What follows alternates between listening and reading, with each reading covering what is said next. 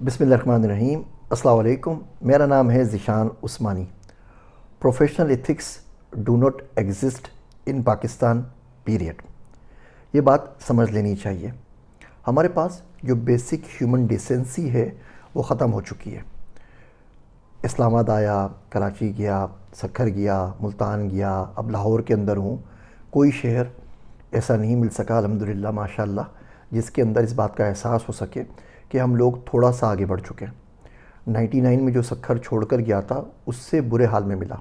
मैं सोच रहा था कि मैं पाकिस्तान से वापस आऊँगा तो मेरा वर्स्ट नाइटमेयर या वर्स्ट रियलाइजेशन ये होगी कि कुछ भी नहीं बदला, और अगर ऐसा हो जाता तो यकीन जानिए बहुत खुश होता। लेकिन मेरा वर्स्ट नाइटमेयर अब ये बन रहा है कि मैं कहने पे मजबूर हूँ कि जो 25 साल पहले थे ना, अब उससे भी 25 साल पीछे चले गए। 99 में जो सक्खर में रोड 98 में छोड़कर गया था वो उससे ज़्यादा बुरे हैं। 2003 में जो कराची में रोड छोड़कर गया था वो उससे ज़्यादा बुरे हैं। 2003 के अंदर लाहौर के अंदर जो छोड़कर गया था वो अब उससे ज़्यादा बुरे तो नहीं है, इस सेंस में रोड कुछ बन गए थोड़े से बेहतर, लेकिन हालात बहुत बुरे हो गए हैं। कंजेशन बहुत ज़्यादा हो गई है। बड़े बड़े रोड बने हुए हैं, उसमें ऑप्टिक्स अच्छी हैं, उसमें लाइटें लग गई हैं, सब कुछ है। अंदरूनी शहर में चले जाए तो बुरा हाल है। जो बाज़ार 7-8 बजे खुल जाते थे वो अब 1 बजे खुलते हैं। हर दूसरी तीसरी दुकान दुकान खाने की बन चुकी है।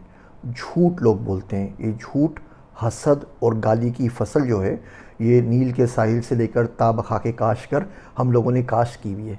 खुदरो झाड़ियों की तरह उग रही है और इसमें किसी सीज़न का फ़र्क नहीं पड़ता, किसी कहने का फ़र्क नहीं पड़ता, सुनने का फ़र्क नहीं पड़ता, सब के सब इसमें लगे हुए हैं।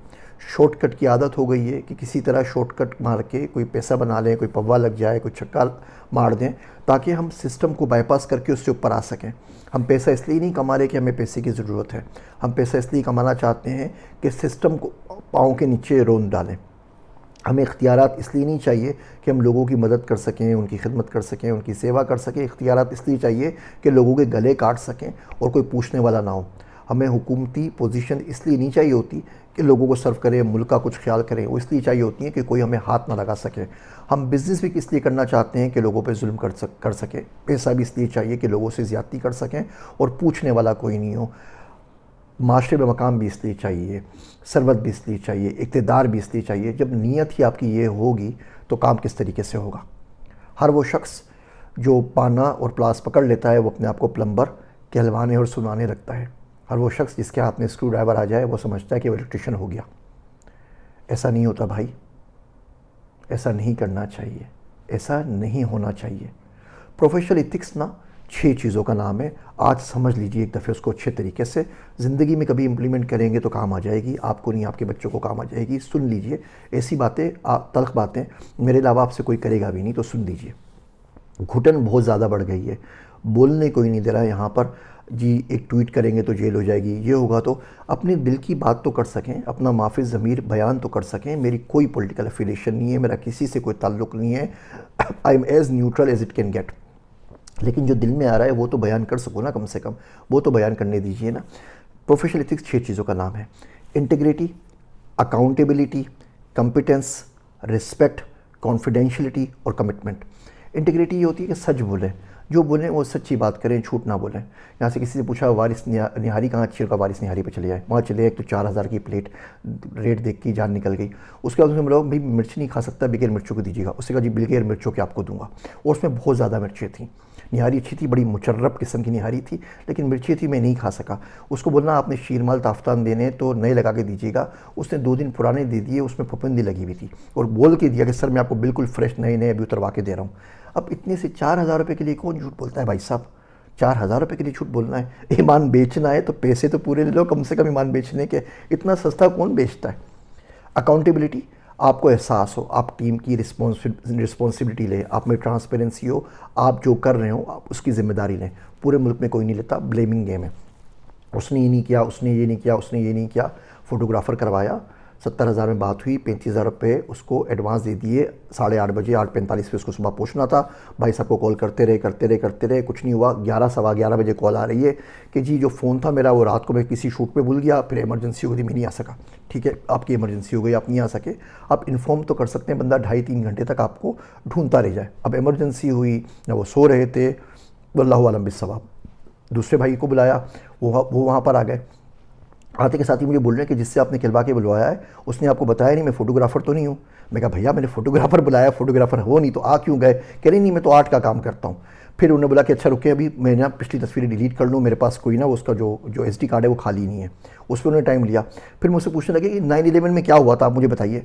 मैं कहा भाई साहब 25 साल गुजर गए, उस वक्त तो मैं भी पाकिस्तान में था, ऐसी कौन सी बात मैं आपको बता सकता हूँ जो दुनिया ने 25 साल में मालूम नहीं की। अमेरिका की इकोनॉमी कैसी चल रही है उसके बारे में बताइए। अच्छा मैं आपको बताता हूँ। उसके बाद उन्होंने मुझे सेर हासिल आधे घंटे का लेक्चर दिया अमेरिका की इकोनॉमी के ऊपर, डॉलर इंडेक्स के ऊपर, अमेरिका दुनिया पे कैसे जुल्म कर रहा है, बाकी दुनिया में क्या हो रहा है। जो तस्वीर खींचने उनको बुलाया था वो खींचना उनको नहीं आई, बाकी उनको सारे काम आ गए। तो प्रोफेशनल मिलते नहीं, एक बंदा मिला है बड़ी मुश्किल से, आदिल लाहौरी, लाहौर के अंदर, जो बेचारा प्रोफेशनल आदमी है, बात करके मज़ा आ रहा है कि ठीक है इंसान के अंदर कुछ है, बाकी सब ने बड़ा गरक मारा हुआ है। कंपिटेंस किसे कहते हैं कि जो काम आप कर रहे हैं उसके आप काबिल और अहल है भी या नहीं, अगर नहीं है तो उसकी अहलियत हासिल कर लें, वो चीज़ें सीख लें। बेरिया ऑडिटोरियम में गया तो रोस्ट्रम एक साइड पे लगा हुआ है और बोला जी HDMI केबल वहाँ तक नहीं आती। और भैया अगर वहाँ तक नहीं आती तो रोस्ट्रम उस साइड पे लगा लेते जहाँ पे आ सकती है, लंबी केबल ले लेते, अब हम बैठ के कहाँ कहाँ ढूंढते रहें। किसी भी चीज़ में कंपिटेंस हमारे पास नहीं है। रिस्पेक्ट, हर इंसान की जो रिस्पेक्ट है ना वो तो आपको उसको उससे की देनी है ना। आप नहीं दे रहे, आप बोलते हक नहीं मारती, हक नहीं मार रहे तो क्या कर रहे हैं। अभी लिफ्ट में आ रहा था, साहब ने 9वें फ्लोर पे जाना था, बच्ची ने 4 फ्लोर पे जाना था। जब वो 9वें फ्लोर का बटन दबाने लगे ना तो उन्हें पूरी कोशिश कर ली कि वो पूरी तरह उस गरीब को अपने हिसार में ले लें। उसके बाद लिफ्ट में बीच में यूँ खड़े हो गए, ओ भैया उस गरीब को 4थे फ्लोर पे उतरना है, आप साइड पे हट जाइए। लिफ्ट रुक गई, वो इंतज़ार करते रहे, वो बोलती रही एक्सक्यूज़ मी भाई साहब सुन नहीं रहे। जब तक उसको हाथ नहीं लगाया जाए वो हटेंगे नहीं, लिफ्ट का दरवाज़ा बंद हो गया। बेसिक ह्यूमन डिसेंसी है, आप किसी में घुस के नहीं खड़े होते, थोड़ा साइड पे खड़े होते हैं। लिफ्ट भरी हुई है तो उसमें नहीं आते, बटन दबा के साइड पर हट जाते हैं, दूसरे लोगों को रास्ता देते हैं। इसको सिखाने के लिए क्या बिल गेट्स आपके पास आएगा? क्या आपको मास्टर्स की डिग्री चाहिए? क्या आपको प्राइम मिनिस्टर का अप्रूवल चाहिए या आर्मी आके आपको सिखाए? क्या करें भैया, जानवर जो है ना वो अमेरिका के अंदर जेब्रा क्रॉसिंग से रोड क्रॉस करना सीख चुके हैं। हम लोग उससे भी बदतर हो गए कि ह्यूमन डिसेंसी भी नहीं आई कि लोगों को उसके हिस्से की रिस्पेक्ट नहीं दे सके। कॉन्फिडेंशियलिटी, आपसे आज एक बात कर रहा हूँ वो मैं आपसे कर रहा हूँ सिर्फ आपके लिए। आप जाके पूरी दुनिया के अंदर उसको बताने लग जाएँ ये कौन सी चीज़ है। एक बड़े मौलाना साहब से मिलने के लिए गया कराची में, उनके साथ एक वो याजूज मौजूद खड़े होते हैं ना बड़े लोगों के साथ आके, तो वो आगे खड़ा हो गया। तो मुझे घूरे जा रहा है बगैर किसी वजह के मुझे घूर रहा था। मैं कहा ठीक है। फिर जब मौलाना साहब उठकर बाहर आए, हम बाग में जाने लगे तो उसने गन निकाली और साथ साथ लेके चलता रहा। अब वो गन लेके घूर रहा था, दिखा रहा था, वो इंटीमेट करना चाह रहा था, कुछ थ्रेट करना चाह रहा था, जो करना चाह रहा था। भैया कहाँ कौन पब्लिक में गन निकालता है? आप अपने मदरसे के अंदर हैं, याजूज माजूज की पूरी फौज आपके पास खड़ी हुई है, कोई आप तक नहीं पहुँच सकता। आपको अपने रूम से अपने गार्डन में जाने के लिए गन निकालने की क्या ज़रूरत पड़ गई और क्या मुसीबत ऐसी आ गई है कि कर रहे हैं। अमेरिका में डोनाल्ड ट्रंप के ऊपर अटैक हुआ, उसका कान उड़ गया बेचारे का। आपने देखा होगा 6-7 लोग आए, गन किसी ने निकाली। जो स्नाइपर ऊपर बैठे में पब्लिक में नहीं निकालते, पब्लिक में ऐसी ओछी हरकतें करते नहीं है। हमारे लोग बिल्कुल भी इसमें नहीं सुधरते। आखिरी चीज़ कमिटमेंट, जो चीज़ कमिट कर दें उस टाइम पर तो आ जाओ ना भैया। जो टाइम आप दे रहे हो अपनी मर्ज़ी से दे रहे हो उस टाइम के ऊपर आ जाओ। टाइम पर क्यों नहीं आते? आधा घंटा लेट, 1 घंटा लेट, और शर्म नाम की चीज़ नहीं है। हमने ये तमाम चीज़ें नहीं बदली तो बड़ा मसला हो जाएगा। ज़ोक की डिग्रेडेशन हो गई है पाकिस्तान में पिछले 25 सालों के अंदर। लोगों में ज़ोक भी नहीं रहा। पाए लेने के लिए गए तो भाई साहब कसूरी मेथी पाए में डाल रहे थे, अब बंदा कैसे ले सकता है? बंदा वापस आ जाए। बिरयानी के अंदर भाई साहब पुदीना डाल दिया है, अब किधर बंदा जाके मरे? बंदा कैसे खा सकता है? और हर चीज़ में ज़ोक डिग्रेड हो गया है। खाने में हो गया है, अल्फाज में हो गया है, बातचीत करने में हो गया है, एक दूसरे को किस तरह बरतना है इसके ऊपर हो गया है, रोड के ऊपर चलने के ऊपर हो गया है, मस्जिदों के अंदर हो गया है। हर चीज़ में दरारें पड़ रही हैं। सोसाइटी तबाह बर्बाद हो रही है, दरारें पड़ चुकी हैं। बहन भाई आपस में बात नहीं कर रहे, एक दूसरे की उतरन पहनी है, एक माँ बाप है, एक प्लेट में खाना खाया हुआ है। भाई साहब कोर्ट में केस कर दो एक दूसरे के ऊपर, कम से कम पेशों पे तो मुलाकात हो जाया करेगी। एक मस्जिद के अंदर ग्रुप बन गए, ये फला बंदा तकरीर नहीं करेगा, फला बंदा तकरीर करेगा, क्या करेगा क्या नहीं करेगा। इतनी दरारें क्यों आ गई हैं? हम लोग तकसीम दर तकसीम दर तकसीम दर तकसीम हो गए हैं। वो हमारा खानगी निज़ाम हो, वो हमारा माशी निज़ाम हो, वो हमारा इज़्दिवाजी निज़ाम हो, वो हमारा माशरती निज़ाम हो, वो हमारा मस्जिदों का निज़ाम हो, वो हमारा इस्लामी निज़ाम हो। इतने टुकड़े करके कहाँ जाओगे? थोड़ी देर के लिए सोच लीजिए, रूम में जाके बैठिए, शीशा सामने रखिए और अपने आप को देखिए कि कहाँ क्या गलत हो गया। मसला ये नहीं है कि पाकिस्तान में कोई ख़राबी है, मसला ये भी नहीं है कि एजुकेशन सिस्टम ठीक नहीं है। हुकूमत ठीक नहीं है, हुक्मरान ठीक नहीं है, इस्टेब्लिशमेंट ठीक नहीं है। मसला ये है कि हम खुद ठीक नहीं हैं। हम अपने आप को तो सही कर सकते हैं ना, सच बोल सकते हैं, कमिटमेंट का पास रख सकते हैं, वादा खिलाफ़ी ना करें, टाइम के ऊपर आ जाए। इसमें कौन सी चीज़ आपको चाहिए? क्या वही का इंतज़ार कर रहे हैं? क्या आसमान से उतरेगी आपके पास? नाउज़ुबिल्लाह। अपने आप को तो सीधा कर सकते हैं ना, उस हर बंदे की हिस्से की रिस्पेक्ट तो उसको दे सकते हैं। ये छोटी छोटी चीज़ें, हसास दिल और जहन के मालिक आदमी को ना इस पाकिस्तान में रहना नहीं चाहिए। हम सब लोग एक कैफियत अज़ाब से गुजर रहे हैं। चलता फिरता पागल खाना है, बंदा क्या करे। रोज़ शीशे की हिमायत में गज़ल लिखता हूँ, रोज़ शीशे की हिमायत में गज़ल लिखता हूँ, रोज़ पत्थर से कोई काम निकल आता है। मैं बड़े दुख से ये बातें बयान कर रहा हूँ। इसका ये मतलब नहीं है कि पाकिस्तान में मैं तनकीद बराए तनकीद कर रहा हूँ। मुझे तो चले जाना है भैया, कुछ दिनों के अंदर आप लोगों ने यहाँ पे रहना है। अगर आप इसी तरीके से कर देंगे तो आप सोचें किस पाकिस्तान में रह रहे हैं, ये ना सोचें, ये सोचें अपने आने वाले बच्चों को, अपने मुस्तकबिल की नस्लों को कौन सा पाकिस्तान देकर जाएंगे। सुधर जाइए, अभी भी वक्त है आपको ठीक करने में, अपने आप को बेहतर करने में। दुनिया में आपको किसी की हेल्प नहीं चाहिए।